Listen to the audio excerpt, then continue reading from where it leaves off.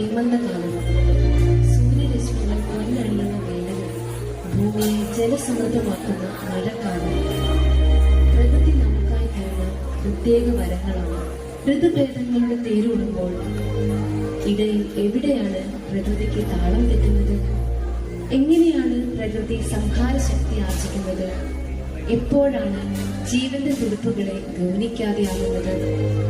എത്ര ശ്രമിച്ചാലും ഉത്തരം കണ്ടെത്താൻ പറ്റാത്ത ചില സങ്കീർണതകളുടെ ഒറ്റ വാക്കാണ് ജീവിതം. പുത്തുമലയും ചൂരൽ മലയുമൊക്കെ ഒരിക്കലും കണ്ണീരുണങ്ങാത്ത ഓർമ്മചിത്രങ്ങളായി മാറുന്നതും അതുകൊണ്ട് തന്നെ. അവരുടെ ഓർമ്മകൾക്ക് മുമ്പിൽ പ്രണാമം.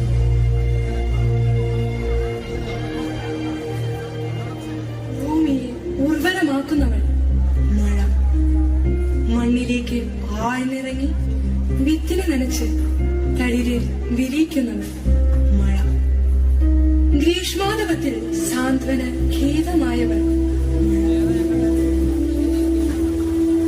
കവിതയായി, കഥയായി, ചിന്തയായി, സ്വപ്നമായി, പ്രതീക്ഷയായി, കാത്തിരിപ്പായി മഴ നമ്മുടെ എല്ലാം ജീവിതത്തിൽ അലിഞ്ഞു ചേർന്നിട്ടുണ്ട്.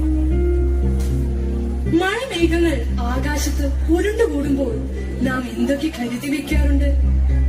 പുഴകൾ, വനങ്ങൾ, വയലുകൾ, തൊടികൾ, അങ്ങനെ മഴയ്ക്കായി ഒരുങ്ങി നിൽക്കുന്നവർ എത്ര എത്ര.